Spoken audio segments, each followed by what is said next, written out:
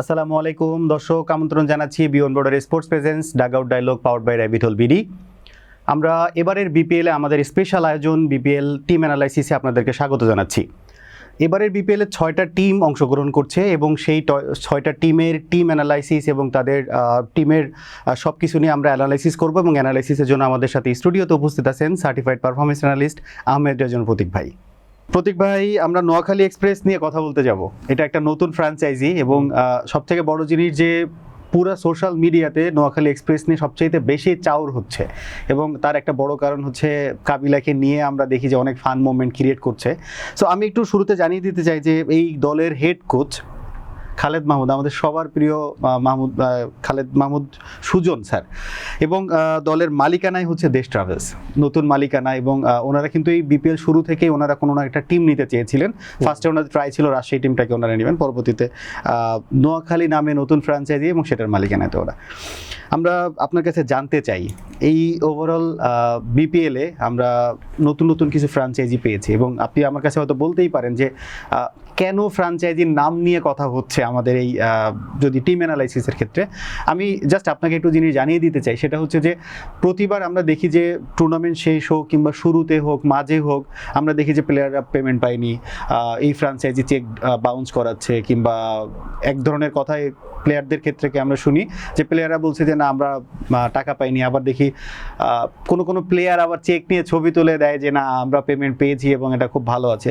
তো এই জিনিসের ক্যাওয়াস থেকে আপনার কাছে কি মনে হয়, যে আমি জাস্ট ছোট্ট করে জানতে চাওয়া যে এবারে যে টিম ওনার যারা আছেন আপনার কাছে কি মনে হয় প্রবলেম সলিউশন হবে? বিসিবি কিন্তু 5 বছরের জন্য তাদের সঙ্গে চুক্তি করেছে।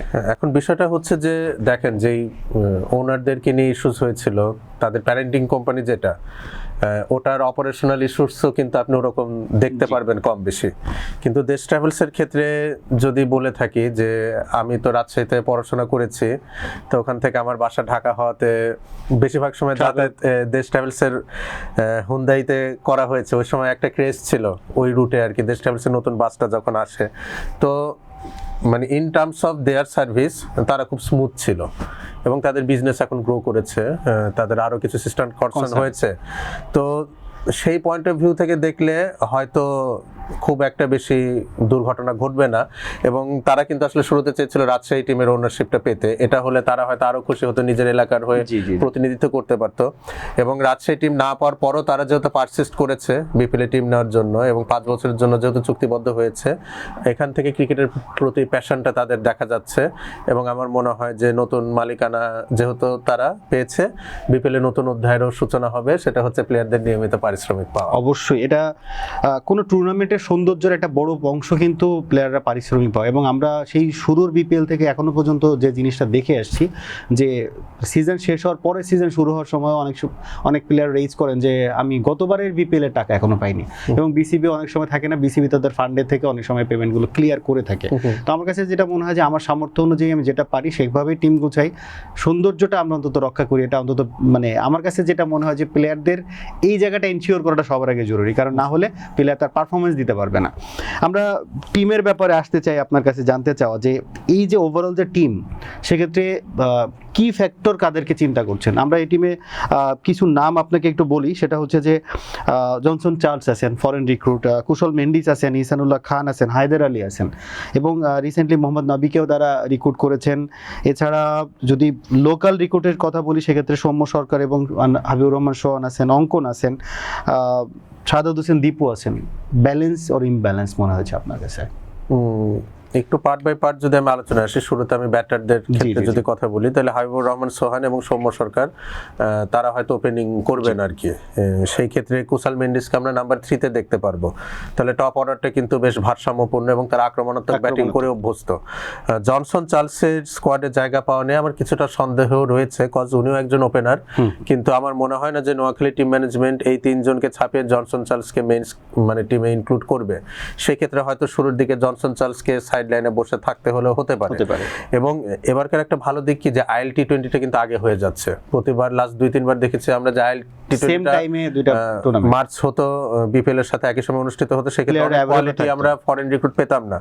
তো যেহেতু এটা আগে হয়ে যাচ্ছে, মোহাম্মদ নাবি দুবাই ক্যাপিটালসের হয়ে খেলছেন IL-T20-তে, তাহলে ওনাকে হয়তো নোয়াখালী এক্সপ্রেস ফুল টাইম পেতে যাচ্ছে। সেই ক্ষেত্রে একটা এক্স ফ্যাক্টর হতে যাচ্ছে নোয়াখালী এক্সপ্রেস লাইন আপের জন্য মোহাম্মদ নাবি, কজ তাদের আমরা ইনিশিয়াল যে স্কোয়াডটা পেয়েছিলাম সেখানে কোয়ালিটি স্পিন বোলারের অভাব ছিল। একমাত্র নাজমুল ইসলাম অপু ছাড়া আমরা কাউকে কোয়ালিটি স্পিনার হিসেবে দেখতে পাচ্ছিলাম না, এবং নাজমুল ইসলাম অপুর নিজের পারফরমেন্সও খুব একটা সন্তুষ্টজনক ছিল না। পারফরম্যান্স যেটা হ্যাঁ, তাহলে সেই ক্ষেত্রে মোহাম্মদ নাবি এবং আফগান চায়নাম্যান জাহির খান রয়েছেন। সো স্পিনারদের বা কোয়ালিটি স্পিনারদের যে অভাবটা রয়েছে সেটা অনেকাংশে পূরণ হয়ে যাচ্ছে এই জায়গা থেকে। এখন যদি মিডল অর্ডার ব্যাটারদের ক্ষেত্রে আসি, সেই ক্ষেত্রে জাকির আলী অনিক, Mahidul Islam Ankon, Shahadat Hossain Dipu along with Haider Ali from Pakistan, এই চারজন হচ্ছে প্রপার মিডল অর্ডার ব্যাটার হিসেবে স্কোয়াডে রয়েছেন। দীপুকে তো আমরা ওপেনিং এ দেখি সচরাচর, না, উনি মিডল অর্ডারই ব্যাট করে থাকেন। লাস্ট টাইম উনি ঢাকা ক্যাপিটালসে খেলেছেন এবং একটা দুটো ইনিংস খুব ভালো খেলেছেন, এবং শাহাদাত হোসেন দীপুর বিষয়টি উনি কোয়ালিটি পেস বোলিংটা খুব ভালো খেলে থাকেন। তো এমন যদি ঘটনা ঘটে যে আর্লি একটা বা দুটো উইকেট পড়ে গিয়েছে, আমি সেই ক্ষেত্রে শাহাদাত হোসেন দীপুকে স্কোয়াডে অবশ্যই দেখতে চাইবো, কারণ নতুন বল মানে খেলার সক্ষমতা উনি রাখেন, সুইংটা উনি খুব ভালো জাজ করতে পারেন।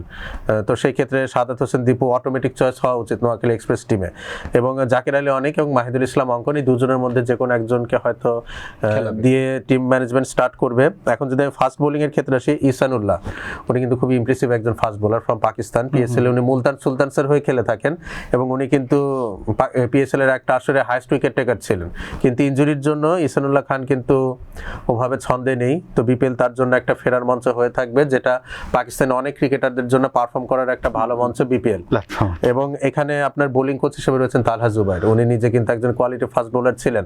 তাহলে আপনি এখন এই স্কোয়াডটা দেখেন, আপনার হাসান মাহমুদ রয়েছেন, রেজাউর রহমান রাজা রয়েছেন, মুশফিক হাসান রয়েছেন এবং ইসানুল্লাহ খান রয়েছেন। তারা চারজনই ডান হাতে ফাস্ট বোলার, এবং তালহা জুবাইরও ডান হাতে ফাস্ট বোলার ছিলেন। যদি আমরা বলি রেজাউর রহমান রাজা কিংবা মেহেদী হাসান প্রত্যেকে কিন্তু খুব ভালো পেসে বল করে থাকে। হ্যাঁ, তো এই ক্ষেত্রে তাদের ফাস্ট বোলিং অ্যাটাকটাও খুব ইমপ্রেসিভ। একটা মাত্র জায়গা ছিল অকশনের পরে কোয়ালিটি স্পিনারের অভাব। আমার মনে হয় মোহাম্মদ নাবি এবং জাহির খানের ইনক্লুশনের পরে নোয়াখালী এক্সপ্রেস টিমটা আমার কাছে খুবই ভারসাম্যপূর্ণ মনে হচ্ছে, এবং নতুন দলগুলো শান্ত ফ্র্যাঞ্চাইজি লিগগুলোতে খুব ভালো পারফর্ম করে থাকেন। তো এই পুরা আসরের যদি মানে ডার্ক হর্স বলে থাকা হয় কোন টিমটা হতে পারে, সেটা কিন্তু নোয়াখালী এক্সপ্রেস। আপনার কাছে এই টিমের ক্যাপ্টেন হিসেবে আপনি কাকে চিন্তা করছেন? কিংবা মোহাম্মদ নাবি যদি ফুল টাইম অ্যাভেলেবেল থাকেন, অবশ্যই মোহাম্মদ নাবি ক্যাপ্টেন হওয়ার যোগ্য। এরপর কুসাল মেন্ডিস উনিও ক্যাপ্টেন্সি করতে পারেন। এই দুজনের বাইরে আমার হাতে খুব বেশি অপশন মনে হচ্ছে না। আমরা হেড কোচ সুজন স্যারের কাছ থেকে শুনছিলাম যে উনি চাচ্ছিলেন যে সম্মুখে দিয়ে ক্যাপ্টেন্সি করানোর, বাট মেবি ওই জায়গাগুলোতে এখনো পর্যন্ত কোনো কনফার্মেশন আসেনি।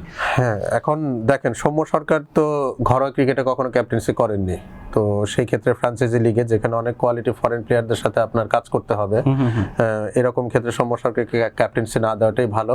নোয়াখালী এক্সপ্রেসের যদি মোহাম্মদ নাবি ফুল টাইম অ্যাভেলেবেল থাকেন, তাহলে ক্যাপ্টেন হওয়ার যোগ্য দাবিদার একমাত্র মোহাম্মদ নাবি। আপনার কাছে সংক্ষেপে 11টা কেমন দেখছেন? ওপেনিংয়ে হাবিবুর রহমান সোহান এবং সৌম্য সরকার, নাম্বার 3-তে কুসাল মেন্ডিস, নাম্বার 4-এ আমি শাহাদাত হোসেন দীপুকে দেখতে চাইবো, নাম্বার 5-এ ইদার জাকির আলী অনিক বা মাহিদুল ইসলাম অঙ্কন, নাম্বার 6-এ মোহাম্মদ নাবি, নাম্বার 7-এ হায়দার আলী। তাহলে এখানে আপনার ফরেন প্লেয়ার আমরা 3 জনকে ইনকর্পোরেট করেছি। এর পরবর্তীতে নাজমুল ইসলাম অপু, হাসান মাহমুদ, এবং 11 নাম্বার স্পটটা ইদার ইসানুল্লাহ খান বা জাহির খান, এই দুজনের যে কোনো একজনকে দিয়ে অ্যাকোমোডেট করাতে চাচ্ছি। বেশ ব্যালেন্স টিম। আমরা আশা করি নতুন ফ্র্যাঞ্চাইজি হিসেবে তারা মার্কেটে যে ক্রেজটা অলরেডি এস্টাবলিশ করার চেষ্টা করছে, এটাকে ধরে মাঠের পারফরমেন্সে এটার একটা প্রতিফলন আমরা দেখতে পাবো।